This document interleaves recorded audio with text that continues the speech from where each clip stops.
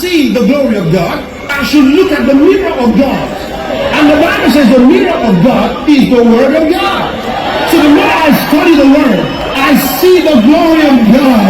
And that is me. I am called the glory of God. Hallelujah. Hallelujah.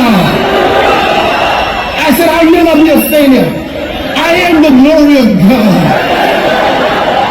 I was thinking, who will I tell? I wanted to tell everybody, I am the glory of God.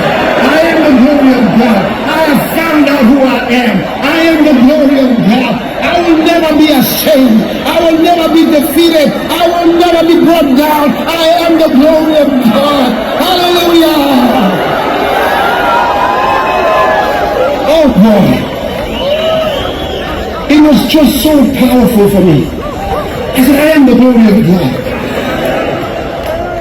Sit down again for a second. Look at that scripture.